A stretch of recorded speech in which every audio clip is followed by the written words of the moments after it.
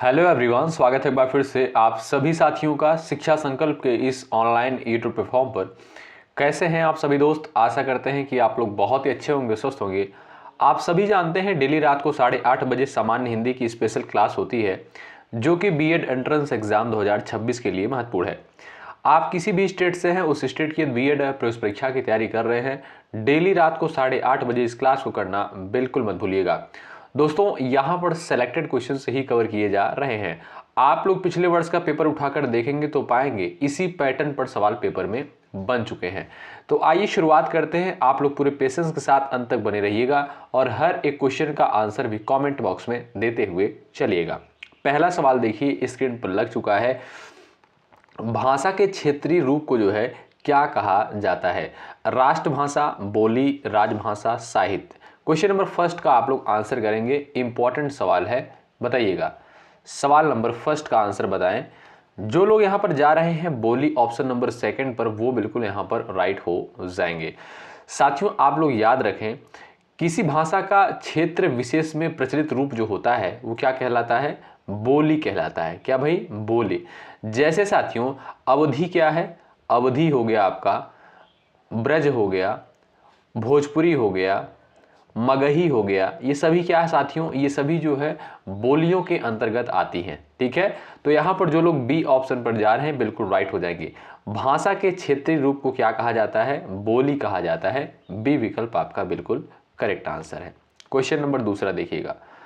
भाषा के शुद्ध रूप का ज्ञान जो है किससे होता है? बताइए। लिखित भाषा से, लिपि से, व्याकरण से, इनमें से कोई नहीं? बताइएगा। सभी साथी आंसर देने का प्रयास करें। भाषा के शुद्ध रूप का ज्ञान जो है किससे होता है? तो जो लोग यहां पर जा रहे हैं ऑप्शन नंबर थर्ड पर, व्याकरण पर, वो बिल्कुल राइट हो जाएंगे। ऑप्शन नंबर थर्ड आपका बिल्कुल करेक्ट आंसर हो जाएगा। साथियों, व्याकरण जो है भाषा को शुद्ध लिखने अथवा बोलने का नियम देता है, आप सभी को पता है। तो यहां पर जो लोग जा रहे हैं ऑप्शन नंबर थर्ड पर, वो बिल्कुल यहां पर करेक्ट हो जाएंगे। अगला सवाल देखिए, क्वेश्चन नंबर तीसरा है। इनमें बिहारी हिंदी का रूप नहीं है। बताइए। Magahi, Awadhi, Bhojpuri, Maithili. Question number third का आंसर दीजिएगा। इसमें से जो है साथियों बिहारी हिंदी के अंतर्गत कौन सी बोली नहीं आती है? क्वेश्चन नंबर थर्ड का आंसर आपको बताना है। चलिए, इंपॉर्टेंट सवाल है, परीक्षा के दृष्टिकोण से सभी साथियों का यहां पर आंसर आना चाहिए। तो आप देखेंगे दोस्तों, आपका मगही, भोजपुरी, मैथिली, ये आपका जो है बिहारी हिंदी के अंतर्गत आती है। किसके अंतर्गत? बिहारी हिंदी के अंतर्गत आती है। और जो लोग यहाँ पर जा रहे हैं अवधि पर, ऑप्शन नंबर सेकंड पर, भी ये बिल्कुल राइट हो जाएंगे। ये साथियों बिहारी हिंदी के अंतर्गत अवधि नहीं आती है, बल्कि आप देखेंगे ये आपका पूर्वी हिंदी के अंतर्गत आती है। किसके अंतर्गत? ये आपका पूर्वी हिंदी के अंतर्गत आती है। ठीक है, तो यहाँ पर जो लोग सेकंड ऑप्शन पर जा रहे हैं वो बिल्कुल यहाँ पर राइट हो जाएंगे। सवाल नंबर चौथा देखिएगा। खड़ी बोली हिंदी का अन्य सही नाम क्या है? बताइए। क्वेश्चन नंबर 4 का राइट आंसर आप लोग यहां पर बता सकते हो। हरियाणवी, हिंदी, कौरवी, भारती। क्वेश्चन नंबर 4 का आंसर बताएं। खड़ी बोली हिंदी का जो है अन्य सही नाम क्या है? कौरवी है, याद रखिएगा। ऑप्शन नंबर थर्ड आपका बिल्कुल करेक्ट आंसर हो जाएगा। साथियों, खड़ी बोली का जो प्राचीन नाम है वो है कौरवी। ठीक है, याद रखें आप लोग। यहां पर आप देखिएगा जो थर्ड ऑप्शन दिया है ये बिल्कुल आपका करेक्ट आंसर हो जाएगा। जो भी साथी थर्ड ऑप्शन पर गए हैं बिल्कुल यहां पर राइट होंगे। क्वेश्चन नंबर 5वां देखिएगा। रामचरितमानस की रचना जो है किस भाषा में की गई है? मोस्ट इंपॉर्टेंट सवाल है, सभी दोस्त आंसर दीजिएगा। पिछले वर्ष का आप लोग पेपर उठाकर देखेंगे तो पाएंगे इसी पैटर्न पर पेपर में सवाल बन चुके हैं। चलिए, क्वेश्चन नंबर 5 का आंसर दीजिएगा आप लोग। जो लोग यहां पर जा रहे हैं ऑप्शन नंबर बी अवधि पर, वो बिल्कुल राइट हो जाएंगे। साथियों, जो अवधि लिखा है ये गलत लिखा गया है, इस पे बड़ी ई की मात्रा होनी चाहिए। क्या भाई? बड़ी ई की मात्रा होनी चाहिए। तो जो लोग बी ऑप्शन पर जा रहे हैं बिल्कुल राइट हो जाएंगे। साथियों, रामचरितमानस की रचना जो है तुलसीदास जी के द्वारा किसमें करी गई? भाई अवधि में। ऑप्शन नंबर बी आपका यहाँ पर बिल्कुल करेक्ट आंसर होगा। सवाल नंबर यहाँ पर देखेंगे छठा। वैदेही वनवास किसकी रचना है? बताइए। क्वेश्चन नंबर 6 का आंसर करिएगा। राइट आंसर आपका क्या हो जाएगा? 4 ऑप्शंस दिए गए हैं। अयोध्या सिंह उपाध्याय हरिऔध, रामधारी सिंह दिनकर, मैथिली शरण गुप्त, श्रीधर पाठक। बताइएगा। वैदेही वनवास जो है किसकी रचना है? तो जो लोग यहाँ पर जा रहे हैं अयोध्या सिंह उपाध्याय हरिऔध पर, वो बिल्कुल यहाँ पर करेक्ट हो जाएंगे। ऑप्शन नंबर आपका बिल्कुल करेक्ट आंसर है। सवाल नंबर 7वां स्क्रीन पर लग चुका है, इंपॉर्टेंट है, बताइए गायक का सही संधि विच्छेद क्या होगा और इसमें कौन सी संधि होगी, ये भी आप बताएंगे। चलिए सभी दोस्त आंसर दीजिएगा। सवाल नंबर 7 का राइट आंसर क्या है? तो जो लोग भाई ऑप्शन नंबर ए पर जा रहे हैं वो बिल्कुल गलत हो जाएंगे, जो लोग ऑप्शन नंबर 3 पर जा रहे हैं वो बिल्कुल यहाँ पर करेक्ट है। ठीक है, गए प्लस अग साथियों इसका बिल्कुल सही संधि विच्छेद होता है। और जो लोग यहाँ पर बता रहे हैं अयादि संधि, अयादि संधि जो साथी बता रहे हैं वो बिल्कुल करेक्ट है। तो याद रखिएगा गायक में कौन सी संधि है? अयादि संधि है। ठीक है, और इसका संधि विच्छेद क्या हो जाएगा? गए प्लस अक हो जाएगा। ऑप्शन नंबर 3 जो दिया है बिल्कुल आपका यहाँ पर करेक्ट आंसर है। एक बार सभी लोग सेशन को लाइक कर दें। आप सभी जानते हैं बहुत मेहनत के साथ इस कंटेंट को तैयार किया जाता है और आप जानते होंगे शिक्षा संकल्प के इस ऑनलाइन यूट्यूब प्लेटफॉर्म के माध्यम से बीएड एंट्रेंस एग्जाम के लिए बिल्कुल आपको फ्री में कंटेंट प्रोवाइड किया जा रहा है यूट्यूब चैनल के माध्यम से। तो एक बार सभी लोग सेशन को लाइक कर दीजिएगा। जो लोग चैनल पर नए हैं सब्सक्राइब जरूर कर लीजिएगा, निश्चित रूप से यहाँ से आपको हेल्प मिलेगी। जब तक आपकी परीक्षा नहीं हो जाएगी तब तक हम आपके साथ एक बेहतर कंटेंट के साथ बने रहेंगे। अत्याचार शब्द में जो है कौन सा उपसर्ग है बताइएगा। चलिए सभी लोग यहां पर आंसर देने का प्रयास करिएगा। राइट आंसर क्या है?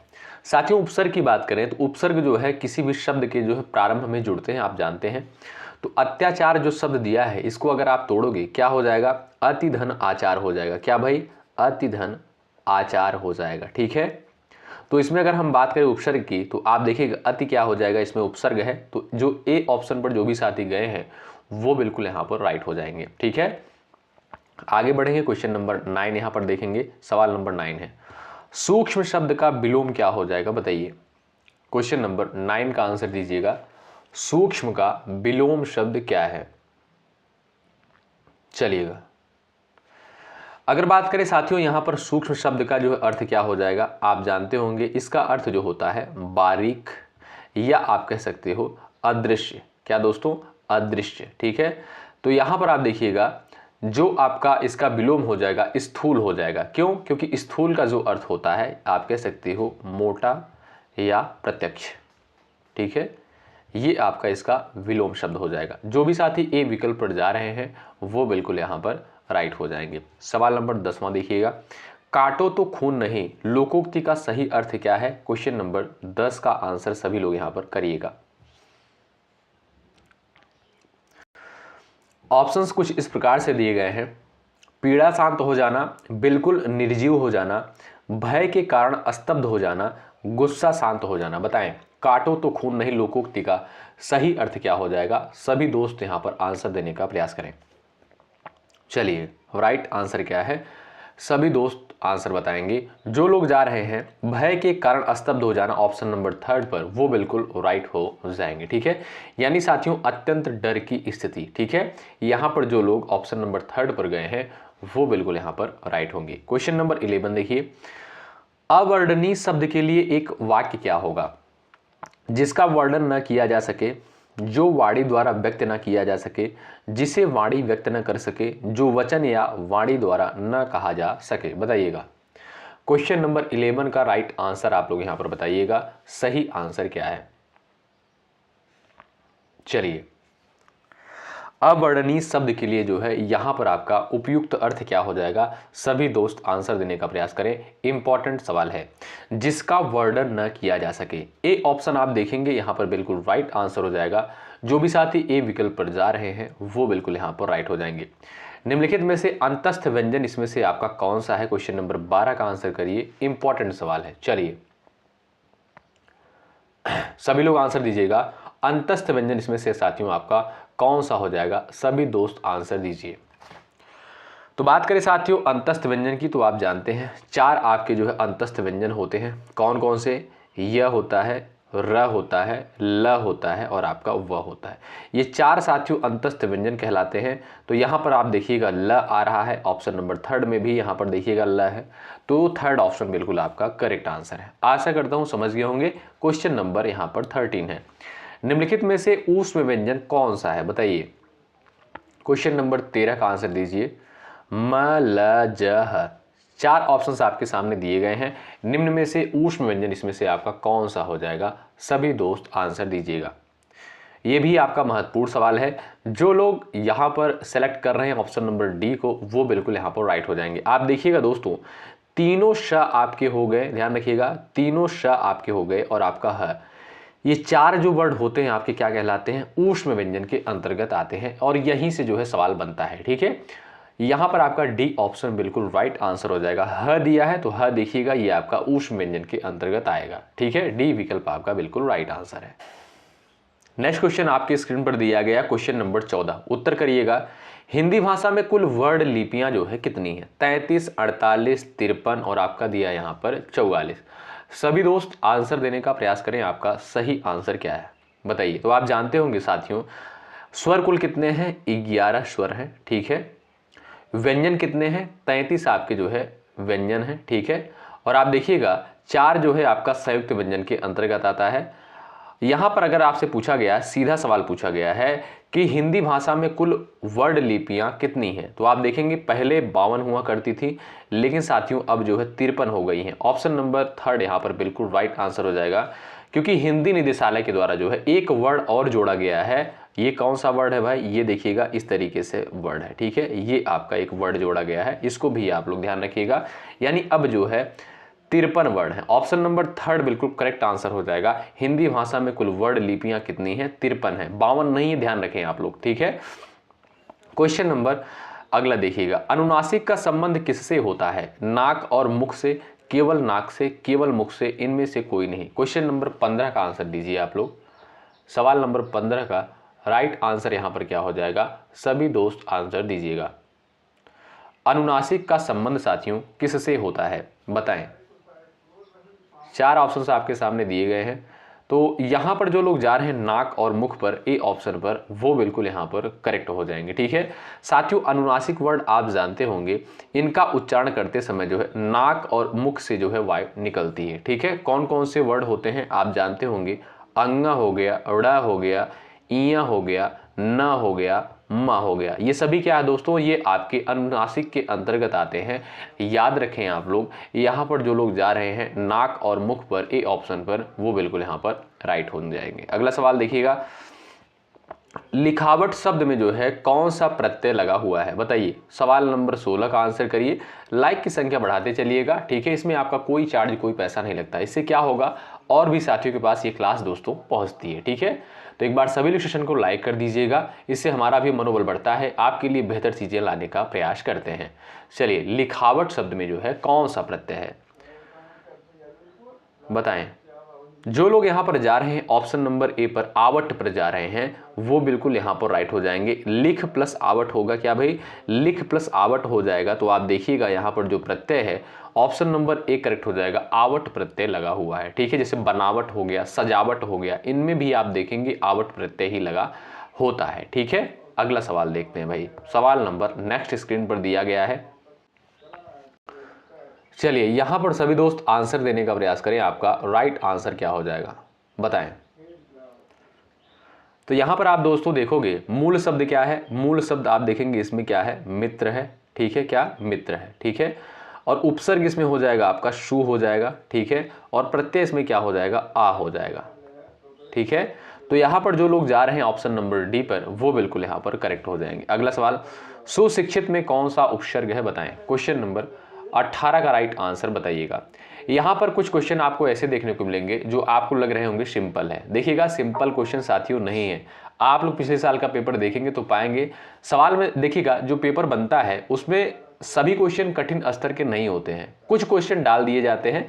वो हमारी जिम्मेदारी है, मैं बार बार आपसे कहता हूं, वो सारी चीजें आपको कराई जाएंगी। ठीक है, तो आप लोग धैर्य के साथ सारी क्लास को अटेंड करते रहिएगा। एग्जाम तक जो है जिस भी लेवल का क्वेश्चन पेपर में बनता है वो सारे लेवल जो है कराए जाएंगे। परेशान होने की आपको आवश्यकता नहीं है, वो हमारी जिम्मेदारी है। क्वेश्चन नंबर 18 का आंसर बताएं। सुशिक्षित में कौन सा उपसर्ग है? क्वेश्चन नंबर 18 का आंसर दीजिएगा। चलिएगा, तो यहां पर जो लोग जा रहे हैं ऑप्शन नंबर 3 पर, वो बिल्कुल यहां पर राइट हो जाएंगे। ऑप्शन नंबर आपका सी बिल्कुल करेक्ट हो जाएगा। नदी शब्द में जो है कौन सी संज्ञा है बताइए।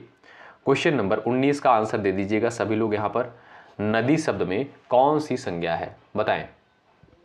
जातिवाचक, व्यक्तिवाचक, भाववाचक, समूहवाचक। सही उत्तर क्या हो जाएगा? सभी दोस्त यहां पर आंसर बताएं। चलिए, तो नदी साथियों क्या है? ये आप कहिएगा, ये आपका जातिवाचक संज्ञा के अंतर्गत आएगा। क्यों? क्योंकि नदी जो है पूरी नदी जाति का बोध करा रहा है। ऑप्शन नंबर ए बिल्कुल यहां पर करेक्ट आंसर हो जाएगा। ठीक है, अगर यहां पर गंगा यानी विशिष्ट नदी के बारे में बात की जाए, किसी व्यक्तिगत नदी के बारे में बात की जाए, तब आप कहिएगा इसमें क्या हो जाएगा? व्यक्तिवाचक। ठीक है, लेकिन यहां पर नदी की बात करी गई है, यानी सभी नदी जाति का बोध हो रहा है, जातिवाचक संज्ञा के अंतर्गत आएगा। ठीक है, अगला सवाल देखें, ये रहा। शिक्षक शब्द में जो है कौन सी संज्ञा है? सवाल नंबर 20 का आंसर करें आप लोग, सभी दोस्तों का आंसर आना चाहिए। शिक्षक शब्द में जो है कौन सी संज्ञा है? भाववाचक, द्रव्यवाचक, जातिवाचक, व्यक्तिवाचक संज्ञा। चलिए फटाफट उत्तर दीजिएगा आप लोग, जो लोग यहां पर जा रहे हैं ऑप्शन नंबर थर्ड पर जातिवाचक पर, वो बिल्कुल राइट हो जाएंगे। ऑप्शन नंबर थर्ड बिल्कुल आपका करेक्ट आंसर होगा। अगला सवाल, सेना, दल, सभा और कक्षा आदि शब्द में जो है कौन सी संज्ञा होती है? भाववाचक होती है, समूहवाचक होती है, द्रव्यवाचक होती है, व्यक्तिवाचक होती है? बताइएगा। क्वेश्चन नंबर 21 का उत्तर आप लोग यहां पर कर सकते हैं। राइट आंसर आपका क्या हो जाएगा बताएं। सेना, दल, सभा और कक्षा आदि शब्द में जो है कौन सी संज्ञा है? यहां पर सभी साथियों का उत्तर आना चाहिए, बताइएगा। तो जो लोग यहां पर जा रहे हैं समूहवाचक पर, ऑप्शन नंबर सेकंड पर, वो बिल्कुल राइट हो जाएंगे। साथियों, सेना, दल, सभा और कक्षा ये सभी जो है समूह का बोध करा रहा है, इसलिए ये आपका समूहवाचक के अंतर्गत आएगा। बी ऑप्शन आपका बिल्कुल राइट आंसर है। अगला सवाल, निम्नलिखित में से कौन सा शब्द जो है पुल्लिंग है? क्वेश्चन नंबर 22 का आप लोग यहां पर आंसर दीजिएगा। इसमें आपसे पूछा है पुल्लिंग शब्द के बारे में, आप लोग उत्तर दीजिएगा राइट आंसर क्या है। चलिए, रक्षा, राष्ट्र, योग्यता, इच्छा, चार ऑप्शंस आपके सामने दिए गए हैं, आप लोग यहां पर आंसर दीजिएगा। तो यहां पर देखिएगा दोस्तों, सभी लोग आंसर दीजिए, महत्वपूर्ण सवाल है, बहुत लोग कंफ्यूज भी होते हैं। तो देखिए, राष्ट्र क्या है दोस्तों? ये आपका पुल्लिंग है। ऑप्शन नंबर बी करेक्ट हो जाएगा। ठीक है, जैसे देखिएगा संबोधित कैसे किया जाता है? कहा जाता है कि मेरा राष्ट्र, ऐसा थोड़ी नहीं कहा जाता कि मेरी राष्ट्र। ठीक है, तो ये क्या है दोस्तों? ये आपका पुल्लिंग के अंतर्गत आएगा। रक्षा, योग्यता, इच्छा ये सभी क्या है? ये आप देखेंगे स्त्रीलिंग के अंतर्गत आएंगे। जो लोग जा रहे हैं बी ऑप्शन पर, वो बिल्कुल यहां पर राइट हो जाएंगे। ठीक है, अगला सवाल देखेंगे यहां पर, शिक्षक ने पाठ पढ़ाया किस कारक का प्रयोग हुआ है? बताएं। क्वेश्चन नंबर 23 का आंसर दे दीजिएगा आप लोग। शिक्षक ने पाठ पढ़ाया किस कारक का प्रयोग हुआ है? सवाल नंबर 23 का उत्तर दीजिए सभी लोग यहां पर, सभी साथियों का उत्तर आना चाहिए। कर्ता, कर्म, संप्रदान, अपादान। क्वेश्चन नंबर 23 का राइट आंसर क्या हो जाएगा? सभी दोस्त यहां पर बताइएगा। शिक्षक ने पाठ पढ़ाया किस कारक का प्रयोग हुआ है? तो जो लोग यहां पर जा रहे हैं भाई कर्ता पर, वो बिल्कुल राइट हो जाएंगे। आप जानते हैं साथियों कर्ता कारक का चिन्ह क्या होता है? कर्ता ने। कर्म का क्या होता है? को होता है। संप्रदान का क्या होता है? के लिए होता है। ठीक है, अपादान का क्या होता है? से अलग। ठीक है, तो जो भी साथी यहां पर जा रहे हैं भाई, जो भी साथी यहां पर जा रहे हैं ऑप्शन नंबर ए पर, वो बिल्कुल यहां पर राइट हो जाएंगे। ए ऑप्शन बिल्कुल करेक्ट आंसर हो जाएगा। हिंदी में कारक साथियों कितने प्रकार के होते हैं? 8 प्रकार के कारक होते हैं। कौन कौन से आप जानते होंगे? कर्ता, कर्म, करण, संप्रदान, अपादान, संबंध, अधिकरण, संबोधन। ठीक है, तो ये 8 प्रकार के जो है कारक होते हैं, ये भी पॉइंट याद रखें। अगला सवाल, पंडित शब्द का स्त्रीलिंग रूप क्या है? क्वेश्चन नंबर 24 का आंसर बताइए। कई एग्जाम में सवाल बन चुका है, बताइए। क्वेश्चन नंबर 24 का राइट आंसर क्या है? पंडित शब्द का स्त्रीलिंग क्या हो जाएगा? यहां पर सभी दोस्त आंसर दीजिएगा।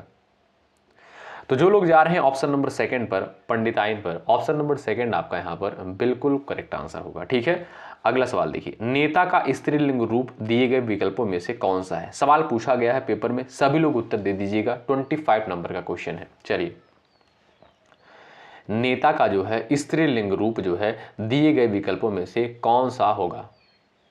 यहां पर आपका सही आंसर क्या है बताइए। जो लोग यहां पर जा रहे हैं ऑप्शन नंबर थर्ड पर, नेत्री पर, वो बिल्कुल राइट हो जाएंगे। ऑप्शन नंबर थर्ड आपका यहां पर बिल्कुल साथियों राइट आंसर होगा। कहानी शब्द का बहुवचन क्या होगा? सवाल नंबर 26 का उत्तर बताइए आप लोग। सवाल नंबर 26 का आंसर यहां पर आप लोग दे सकते हैं। कहानी शब्द का जो है बहुवचन क्या होगा? चलिए, साथियों नदी का बहुवचन क्या होगा? नदियां होगा। क्या दोस्तों? नदियां होगा, आप जानते हैं। उसी प्रकार से आप देखेंगे कहानी शब्द का बहुवचन क्या हो जाएगा? कहानियां हो जाएगा। ऑप्शन नंबर जो बी दिया है इस क्वेश्चन का, ये आपका बिल्कुल सही आंसर हो जाएगा। अगला सवाल, कुछ किस प्रकार का सर्वनाम है बताएं?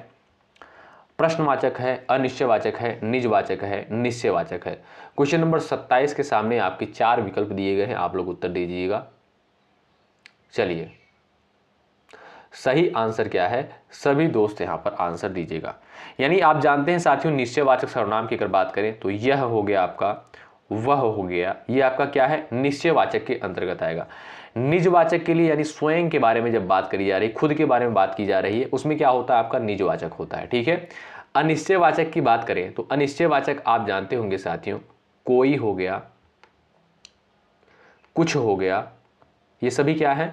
अनिश्चयवाचक के अंतर्गत आएगा। प्रश्नवाचक के बारे में बात करें, कौन हो गया, क्या हो गया, ये सभी क्या है? प्रश्नवाचक के अंतर्गत आएंगे। ठीक है, तो आशा करता हूं समझ गए होंगे। कुछ क्या है दोस्तों? ये आपका अनिश्चयवाचक सर्वनाम के अंतर्गत आएगा। सेकंड ऑप्शन जो दिया है ये बिल्कुल आपका सही उत्तर है। मैं कौन सा सर्वनाम है बताएं? ये जो मैं है साथियों, इसमें कौन सा सर्वनाम है? निजवाचक, संबंधवाचक, पुरुषवाचक, निश्चयवाचक। सवाल नंबर 28 का आंसर बताएं आप लोग।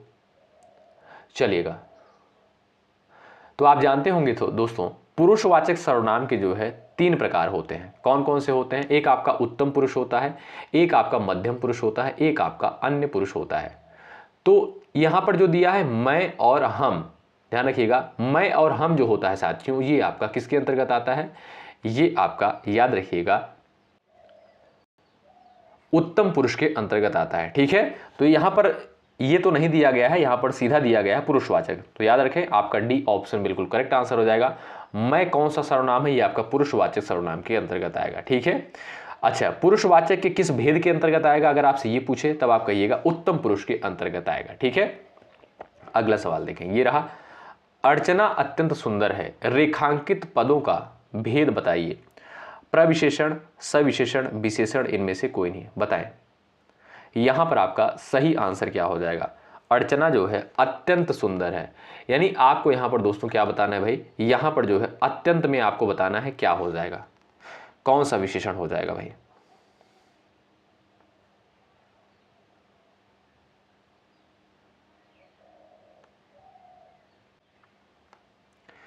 चलिए, सभी साथियों का उत्तर आना चाहिए। प्रविशेषण है, सविशेषण है, विशेषण है, इनमें से कोई नहीं। अर्चना जो है अत्यंत सुंदर है। सुंदर क्या है दोस्तों? ये आपका विशेषण हो जाएगा। ठीक है, लेकिन यहां पर कहा गया है कि अत्यंत सुंदर है, यानी विशेषण की विशेषता बताने वाले शब्द को क्या कहते हैं भाई? प्रविशेषण कहते हैं। क्या दोस्तों? प्रविशेषण कहते हैं। तो आपका ए ऑप्शन बिल्कुल राइट आंसर हो जाएगा। अत्यंत क्या हो जाएगा? ये आपका प्रविशेषण के अंतर्गत आएगा। जो भी साथी ए विकल्प पर जा रहे हैं वो बिल्कुल यहां पर राइट होंगे। विशेषण के मुख्यतः जो है कितने भेद होते हैं? क्वेश्चन नंबर 30 का उत्तर आप लोग यहां पर बता दीजिएगा। चलिए, सही आंसर क्या हो जाएगा बताएं? विशेषण के मुख्यतः कितने भेद होते हैं? 6 हैं, 5 हैं, 4 हैं, 2 है। 4 ऑप्शंस आपके सामने दिए गए हैं।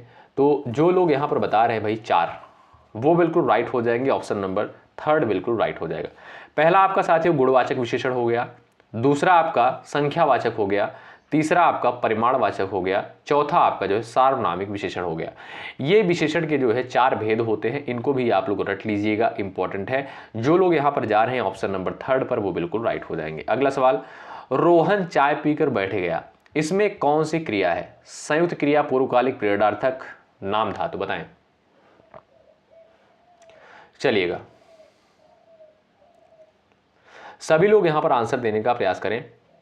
तो आप देखेंगे दोस्तों यहां पर, चलिए पहले आप लोग आंसर दीजिएगा। संयुक्त क्रिया, पूर्वकालिक, प्रेरणार्थक, नाम धातु क्रिया। रोहन चाय पीकर बैठ गया, यानी पहले क्या है? पहले रोहन ने जो है चाय पी, उसके बाद बैठ गया। ठीक है, आप देखेंगे दोस्तों यहां पर बैठना क्या है? ये भी आपकी एक प्रकार की क्रिया है। पीना क्या है? ये भी आपका एक प्रकार की क्रिया है। ठीक है, तो पहले जो है क्या किया? पहले उसने चाय पी, उसके बाद वो बैठा। तो आप देखेंगे ये आपका पूर्वकालिक का एग्जाम्पल है। ऑप्शन नंबर 2 जो दिया है इस क्वेश्चन का बिल्कुल राइट आंसर हो जाएगा। अगला सवाल ये रहा आपके स्क्रीन पर, उत्तर देंगे फटाफट आप लोग भाई।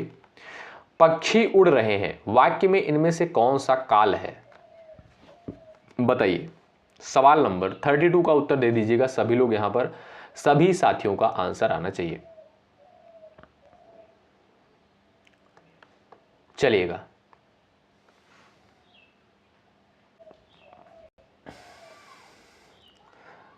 यहां पर आंसर देंगे अपूर्ण वर्तमान काल है, सामान्य वर्तमान काल है, संदिग्ध है, इनमें से कोई नहीं। बताएं, पक्षी उड़ रहे हैं। यहां पर 32 का राइट आंसर क्या है बताएं। तो आप देखेंगे यहां पर दिया है उड़ रहे हैं, यानी क्रिया क्या है साथियों, प्रगतिशील है, गतिशील है, तो आप कहिएगा अपूर्ण वर्तमान काल हो जाएगा। ठीक है, ऑप्शन नंबर ए बिल्कुल यहां पर राइट आंसर हो जाएगा। यानी क्रिया जो है साथियों जारी है, क्रिया जो है पूर्ण नहीं हुई है। तो जो लोग यहां पर बता रहे हैं अपूर्ण वर्तमान काल, वो बिल्कुल यहां पर राइट हो जाएंगे। अगला सवाल, मैं पढ़ूंगा किस काल का उदाहरण है बताइए। सवाल नंबर यहां पर 33 दिया है, इसका उत्तर आप लोग करिएगा। मैं पढ़ूंगा इस, ये जो है आपका किस काल का एग्जाम्पल है। संभाव्य, सामान्य, भविष्यकाल, हेतु, हेतु मत, भविष्यकाल, इनमें से कोई नहीं। चलिएगा, तो आप देखेंगे जो लोग यहां पर जा रहे हैं संभाव्य भविष्यकाल पर, वो गलत हो जाएंगे। क्यों? क्योंकि यहां पर देखिएगा साथियों, किसी संभावना की बात नहीं कही गई है, बिल्कुल स्पष्ट कथन कहा गया है कि मैं पढ़ूंगा। यानी ये क्या है, ये आपका सामान्य भविष्यकाल के अंतर्गत आएगा। ऑप्शन नंबर बी जो दिया है बिल्कुल यहां पर राइट आंसर हो जाएगा। ठीक है, अगला सवाल, अपना मतलब निकालने वाला के लिए उचित शब्द क्या है। क्वेश्चन नंबर 34 का उत्तर बताएं आप लोग। जो लोग टेलीग्राम चैनल से अभी तक नहीं जुड़े हैं, जुड़ जाइएगा, डिस्क्रिप्शन बॉक्स में आपको लिंक देखने को मिल जाएगा। अपना मतलब निकालने वाला के लिए उचित शब्द क्या है, 34 का उत्तर आप लोग यहां पर बता सकते हो। कुटिल, स्वार्थी, स्वार्थपरक, इनमें से कोई नहीं। बताइए, जो लोग जा रहे हैं यहां पर स्वार्थी पर, ऑप्शन नंबर सेकंड पर, बिल्कुल सिंपल सा क्वेश्चन है, वो बिल्कुल यहां पर राइट हो जाएंगे। ठीक है, अगला सवाल देखिएगा, जो पीने योग्य नहीं हो, इस वाक्यांश के लिए एक शब्द क्या हो जाएगा बताइए। जहर हो जाएगा, अपेय हो जाएगा, नापेय हो जाएगा, इनमें से कोई नहीं। सवाल नंबर 35 का उत्तर बताएं। चलिए, जो पीने योग्य नहीं हो, देखिएगा जो पीने योग्य हो उसे क्या बोलेंगे साथियों, पेय बोलेंगे। ठीक है, और जो पीने योग्य नहीं हो उसे क्या बोलेंगे। यहां पर जो लोग जा रहे हैं अपेय पर, ऑप्शन नंबर थर्ड पर, वो बिल्कुल राइट हो जाएंगे। जहर नहीं होगा भाई, ध्यान रखें, ऑप्शन नंबर थर्ड आपका यहां पर बिल्कुल सही आंसर हो जाएगा। सवाल नंबर 36, आसमान से गिरा खजूर पर अटका, लोकोक्ति का अर्थ क्या हो जाएगा। बाधा मुक्त होना, एक नई मुसीबत में पड़ना, मुसीबत ही मुसीबत, मुसीबत में किसी का सहारा बनना। सवाल नंबर 36 का उत्तर करिएगा आप लोग फटाफट। आसमान से गिरा खजूर पर अटका, लास्ट में आप लोग स्कोर अपना जरूर बताइएगा दोस्तों, जरूर जरूर कमेंट करिएगा। आसमान से गिरा खजूर पर अटका, ये आपका राइट आंसर क्या हो जाएगा, एक नई मुसीबत में पड़ना। यानी एक मुसीबत समाप्त नहीं हुई, दूसरी मुसीबत जो है स्टार्ट हो गई। ठीक है, यानी आपका जो बी ऑप्शन बिल्कुल राइट आंसर हो जाएगा। एक संकट से निकलकर दूसरे संकट में फंसना, क्या हो जाएगा, यहां पर आसमान से गिरा खजूर पर अटका। ऑप्शन नंबर बी आपका राइट आंसर है। अगला सवाल, बात का धनी मुहावरे का अर्थ क्या हो जाएगा बताइए। सभी को पता होगा, बड़ी फेमस जो है ये आपका लोकोक्ति है, सभी लोग आंसर दीजिएगा। 37 का उत्तर बताएं, बात का धनी होना। चलिए, यहां पर राइट आंसर क्या हो जाएगा, वायदे का पक्का होना, बहुत बातें करना, बात से धनी होना, समझदार होना। सवाल नंबर 37 का राइट आंसर क्या है, यहां पर आपका सही उत्तर क्या है, जो लोग जा रहे हैं ए विकल्प पर, वायदे का पक्का होना, वो बिल्कुल यहां पर राइट हो जाएंगे। द्वंद्व समास में जो है कौन सा पद प्रधान होता है, 38 का आप लोग यहां पर उत्तर दे दीजिएगा। चलिए, द्वंद्व समास में जो है कौन सा पद यहां पर प्रधान होता है, पूर्व पद, उत्तर पद, कोई तीसरा पद, दोनों पद प्रधान होते हैं। तो आप देखेंगे दोस्तों, द्वंद्व समास में क्या होता है, दोनों पद की जो है प्रधानता होती है। जैसे लाभ हानि, लाभ हानि में अगर आपसे पूछा जाए कि कौन सा समास है, द्वंद्व समास हो जाएगा। दोनों पद की प्रधानता है, दोनों पद प्रधान है, यानी दोनों के जो है अलग अलग अर्थ निकल रहे हैं। तो यहां पर जो लोग जा रहे हैं ऑप्शन नंबर डी पर, वो बिल्कुल राइट हो जाएंगे। अगला सवाल, राज दरबार में कौन सा समास है बताइए। सवाल नंबर 39 का उत्तर करिए, राज दरबार में कौन सा समास है। राज दरबार का जब आप यहां पर समास विग्रह करोगे क्या हो जाएगा, राजा का दरबार, क्या हो जाएगा, राजा का दरबार हो जाएगा। ठीक है, तो जो लोग यहां पर जा रहे हैं तत्पुरुष समास पर, ऑप्शन नंबर थर्ड पर, वो बिल्कुल यहां पर राइट हो जाएंगे। ऑप्शन नंबर थर्ड आपका बिल्कुल करेक्ट आंसर होगा। ठीक है, आगे बढ़े, अगला सवाल देखिएगा, क्वेश्चन नंबर 40 स्क्रीन पर लग चुका है। गौशाला में कौन सा समास है बताइए। गौशाला में जो है कौन सा समास है, सभी दोस्त यहां पर आंसर दीजिएगा। चलिए सही आंसर क्या हो जाएगा सभी दोस्त बताएं। अगर आप साथियों यहां पर गौशाला का समास विग्रह करोगे क्या हो जाएगा, गाय के लिए शाला। शाला का मतलब दोस्तों क्या होता है, स्थान होता है। क्या साथियों, स्थान होता है। ठीक है, तो यहां पर आप देखिएगा जो लोग जा रहे हैं तत्पुरुष समास पर, ए विकल्प पर जो भी साथी यहां पर गए हैं वो बिल्कुल यहां पर राइट हो जाएंगे। ठीक है, ए ऑप्शन आपका बिल्कुल सटीक आंसर है। आगे बढ़ें, आइए देखते हैं यहां पर अगला सवाल। सही वर्तनी वाला शब्द इसमें से आपका कौन सा है बताएं। विकास जो है कौन से विकल्प में बिल्कुल राइट लिखा गया है। भाई इसमें कंफ्यूज आप लोग मत होइएगा। ठीक है, सिंपल सा ये सवाल है, आप लोग आंसर दीजिएगा। क्वेश्चन नंबर 41 का आप लोग आंसर बताएं। विकास जो है कौन से विकल्प में बिल्कुल राइट लिखा गया है, यहां पर आप लोग उत्तर दीजिएगा। जो लोग यहां पर जा रहे हैं ऑप्शन नंबर ए पर वो बिल्कुल गलत हो जाएंगे। ठीक है भाई, ठीक है, तो यहां पर आप देखिएगा जो सेकंड ऑप्शन दिया विकास आपका सेकंड ऑप्शन वाला बिल्कुल राइट होगा। ठीक है, अगला सवाल देखिए क्वेश्चन नंबर नेक्स्ट। उथला शब्द का विलोम शब्द क्या होगा बताइए। चलिए उथला का विलोम क्या हो जाएगा, सभी लोग आंसर दीजिएगा। उथला का साथियों अर्थ क्या होता है, उथला का अर्थ हो जाएगा जिसकी गहराई कम हो। क्या भाई, जिसकी गहराई कम हो उसे क्या बोलेंगे, उथला बोलेंगे। ठीक है, और यहां पर इसका जो विलोम हो जाएगा गहरा। ऑप्शन नंबर जो ए दिया है इस क्वेश्चन का, ये आपका बिल्कुल सही उत्तर होगा। अगला सवाल, सन्मार्ग शब्द का विलोम क्या हो जाएगा बताएं। सवाल नंबर 43 का आंसर दीजिएगा सब लोग। चलिए सन्मार्ग का साथियों अगर मैं आपसे पूछूं कि सन्मार्ग का अर्थ क्या हो जाएगा, तो आप देखेंगे इस जब इस शब्द को आप विच्छेद करेंगे क्या हो जाएगा, सत धन मार्ग हो जाएगा। क्या, सत धन मार्ग हो जाएगा। सत का मतलब क्या होता है दोस्तों, सत मतलब आप कह सकते हो अच्छा, और मार्ग का मतलब क्या, रास्ता, यानी अच्छा रास्ता। ठीक है, सन्मार्ग का अर्थ जो होगा अच्छा रास्ता, और कुमार्ग इसका विलोम हो जाएगा। ऑप्शन नंबर ए आपका बिल्कुल करेक्ट आंसर हो जाएगा। ठीक है, ए ऑप्शन बिल्कुल आपका राइट आंसर हो जाएगा। कुमार का मतलब कह सकते हो बुरा रास्ता। ठीक है, ए विकल्प आपका राइट है। अगला सवाल, कौटिल्य का विलोम शब्द क्या हो जाएगा बताएं। सवाल नंबर 44 का राइट आंसर आप लोग दे दीजिएगा। कौटिल्य का विलोम शब्द क्या हो जाएगा, सभी दोस्त यहां पर आंसर दीजिए। चलिए आपका सही उत्तर क्या है सभी दोस्त बताएं। तो बात करें अगर यहां पर हम लोग कौटिल्य शब्द का अर्थ क्या होता है, इसका जो साथियों अर्थ होता है कौटिल्य का, कुटिलता हो गया या छल करना हो गया या टेढ़ापन। ठीक है, और इसका जो विलोम हो जाएगा वो हो जाएगा आपका आर्जव। आर्जव का मतलब क्या होता है साथियों, सरलता। क्या भाई, सरलता या सीधापन, सीधापन। ठीक है, आर्जव का अर्थ होता है। तो कौटिल्य का जो विलोम है ये आपका आर्जव होगा। बी ऑप्शन बिल्कुल साथियों राइट आंसर है। निम्नलिखित में से कौन सा शब्द जो है सूर्य का पर्यायवाची नहीं है। दिनकर, दिवाकर, हिमकर, प्रभाकर। 45 का उत्तर करिएगा फटाफट आप लोग यहां पर चलिएगा। साथियों जो क्लास की टाइमिंग होती है सुबह 11:30 बजे होती है, दोपहर को 3 बजे होती है, रात को 8:30 बजे होती है। तो इन सारी क्लासेस को आप लोग अटेंड करते हुए चलिएगा।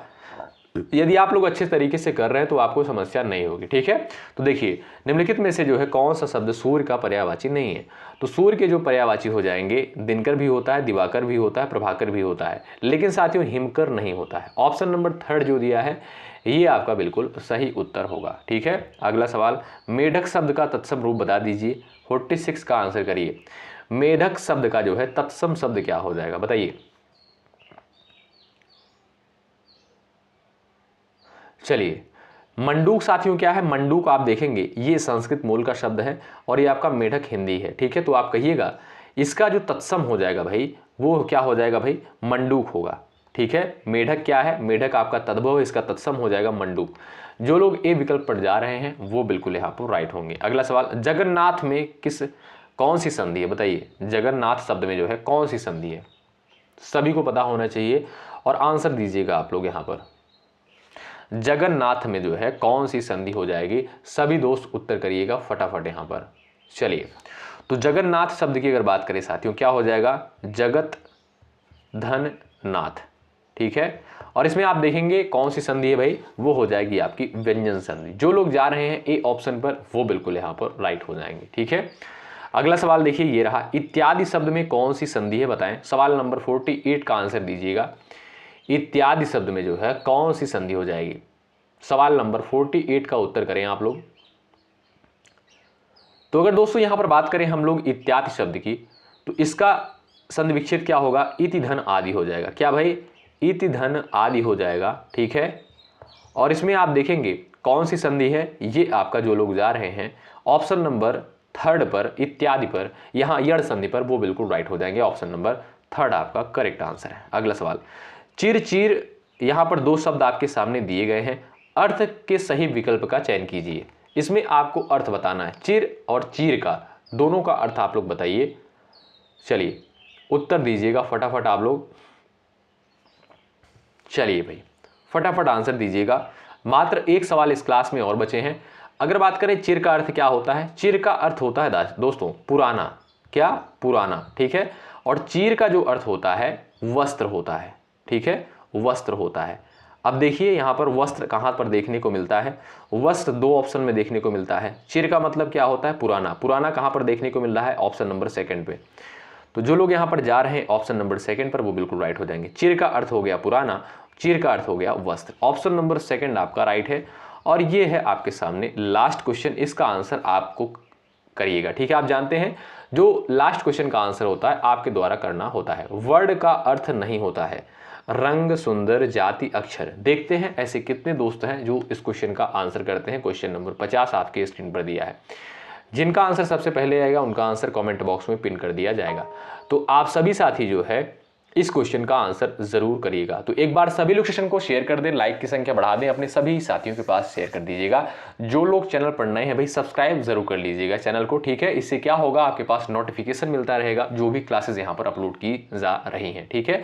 और अभी बहुत सारे कंटेंट आपको देने हैं, इसी तरीके से मिलता रहेगा। एग्जाम तक आते आते बेहतरीन तैयारी आपकी हो जाएगी। जैसे हिंदी हो गया, जीके जीएस हो गया, टीचिंग एप्टीट्यूड हो गया, भरमार बहुत सारे क्वेश्चन आपको देखने को मिलेंगे।